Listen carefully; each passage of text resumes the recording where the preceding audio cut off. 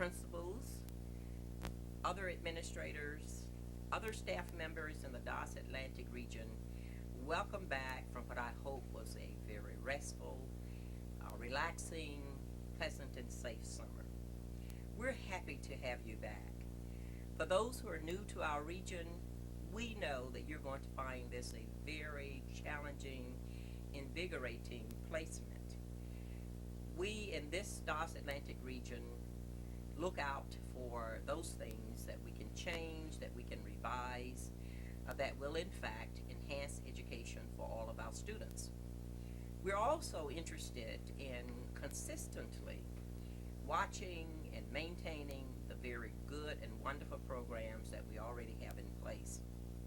This year we know that we're going to be faced with many changes. We started our year just as we usually do. We came together with our parents, with teachers, with administrators to look at our belief statement. Last year was the very first time that we as a region developed a belief statement together.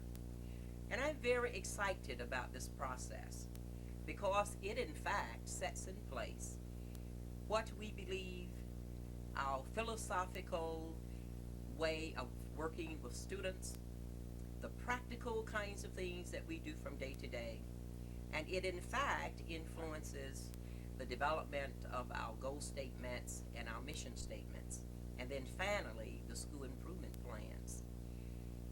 There's one important belief that we added this year, and that has to do with the worth of all students.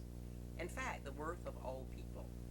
We have said in our new belief statement that all people have equal inherent worth. We truly believe this. If we believe this, then we also believe that additional statement that we added this year, and that is that every student can learn and reach his or her maximum potential. But not only that, it's not a part of our belief statement, but we do believe that every student will learn. We believe that you will ensure that every student learns. Another belief statement that we added this year is that, in fact, the essential element of all interactions with students must be with respect, with fair and equal treatment. We truly believe that if, in fact, we practice that philosophy, we will reduce the number of disciplinary kinds of incidents that in some instances plagued us last year. And so we will start this year then with those belief statements. They will be in your schools. They will be on your bulletin boards. We will be distributing copies of these belief statements to our parents. And we hope too that you will distribute them to students. Our goals and our mission statements we also came together to work on this year. And one of the newest ones that we really want everybody to pay careful attention to is that one that has to do with fostering a climate free of prejudice. We know that this is a lifelong problem that has in fact plagued us in our United States as well as throughout the world. But we believe that we have unique people in our region, and so we are very optimistic that we will be able to, in fact, create bias-free schools. We're going to be depending upon you to help us do that. And now I know that you are looking forward to, again, implementing some of those very exciting programs that we had last year. Programs like our middle level program. We are so excited about our accomplishments for our middle level activities. We have schools that have stepped right out and assumed excellent leadership positions in this regard. Woodbridge High School is a good example. We were very excited when they could say to us that, yes, we have this year included our 8th grade students in our middle level program. And we think that this will continue to grow and develop. We will continue to look toward Crowd Middle School as a model, as an example. When I, in fact, participated in their team activities this past school year, I was again impressed with how teachers come together to problem solve for students. We will continue to add to our middle level program. There are many other programs that we know will be a challenge to us, but we are excited about reaching out and trying these challenges. Greenham Common School, for an example, has closed, but they have left us a legacy. They've left us a legacy with interdisciplinary studies. Marty, the teacher who was in fact the leader of this project, together with her principal, Mr. Tom Price, in fact have developed some very fine points that they want us to pay attention to as we continue to attempt to develop this interdisciplinary program. In fact, we will be presenting, along with Marty and the principal, to all of the directors, DoDDS worldwide this summer, those particular points that have come out of this program at Greenham's Common. The thematic approach, for an example, where teachers work with students around themes to in fact teach reading, writing, and arithmetic. We are excited about this possibility. And so although schools close, we use the closure as an opportunity to provide some additional experiences for students. The Sure Start program, which had its first year in the Lakenheath community. We're so proud of that program, and it will then be a model for school districts throughout DoDDS. Dr. John Davis, our superintendent, will present to the regional directors in August the fine points that have come out of our implementation of that program this year. And so we know that does indeed relate to the national goal that all students will start school ready to learn, because the Sure Start is basically a model of Head Start, but it's much better than Head Start. And we then ask that whenever you have an opportunity, stop in, take a look at the Sure Start program. We are excited about adding some additional programs this year.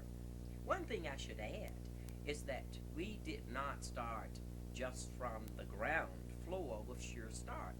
What we did was to borrow some concepts, borrow some effective practices from the Upper Hayford preschool program, and we are grateful for having the opportunity to do that. What are some of the other things that we know we will be working on this school year? Test pollution, for an example. Although we had some problems in the security of the comprehensive test for basic skills, we have in fact worked with teachers, we worked with the OEA professional organization to clean up our test pollution problems.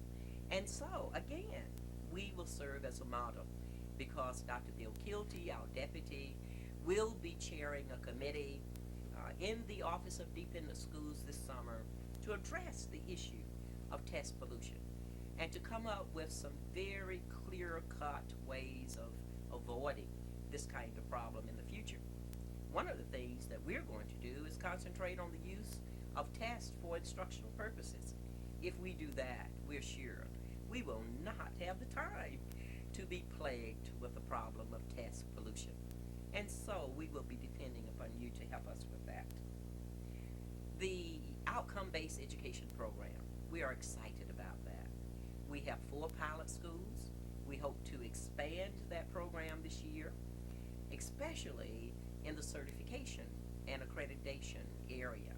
We will be looking to those schools that are faced with a visit from the North Central Accreditation Association to in fact employ the kinds of practices that are emphasized in outcome-based education.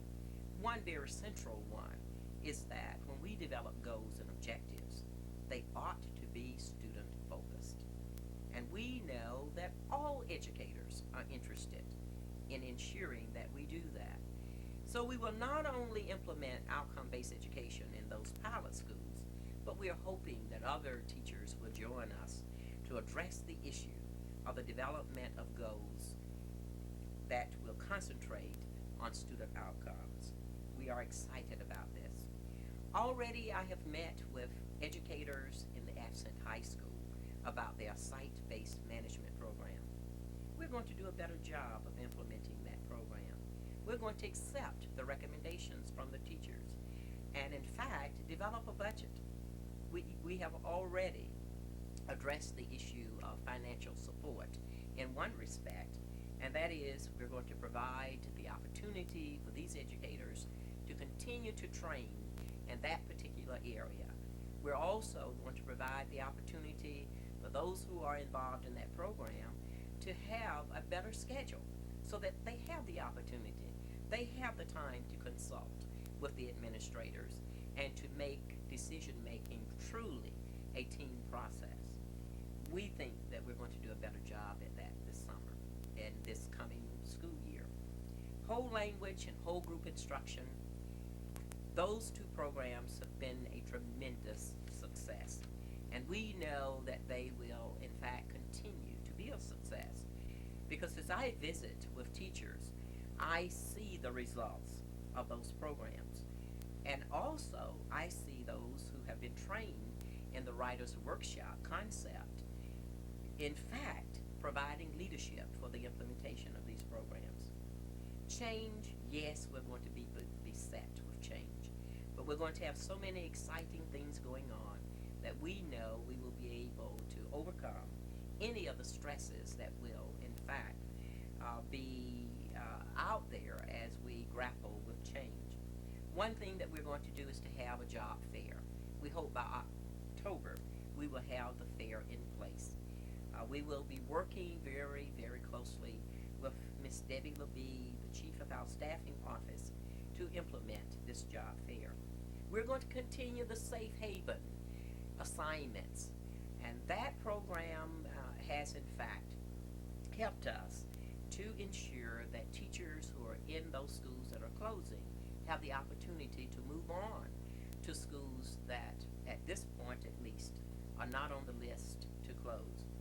Now that does not mean that we're going to rob those schools that are closing of resources so that in fact they will then begin to have problems implementing a very excellent curriculum program. What we're doing is ensuring that we always have qualified people to in fact replace those who are leaving the schools that are closing down. We appreciate the fact that many of our teachers who are two-year people have agreed to stay on and be assigned to those schools that are closing. We think that this program will continue to work effectively. We will continue with our building-based facilitators, which have grown out of our study of teaching program. This has been just a most wonderful accomplishment. The study groups are going very strongly, and we think they will continue to go this school year. The study of teaching has added a component to its model, and that component is expectation. We feel that in this region we influenced that because last year we concentrated on student motivation, and expectations and student motivation go hand in hand. So we are excited about the continuation of the study of teaching. We hope that more teachers will volunteer and join us in learning about these concepts. And so this year, as we look ahead, we know we have much work to do, but we know that we can depend upon you to help us do it. And so I look forward to seeing you in a few weeks.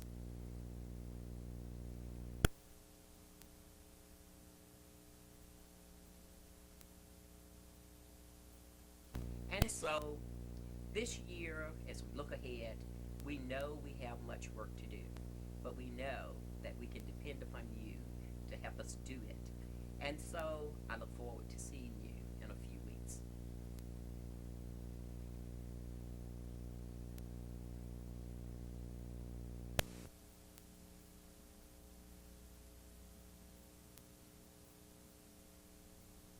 of the study of teaching. We hope that more teachers will volunteer and join us in learning about these concepts. And so this year, as we look ahead, we know we have much work to do, but we know that we can depend upon you to help us do it. And so I look forward to seeing you in a few weeks.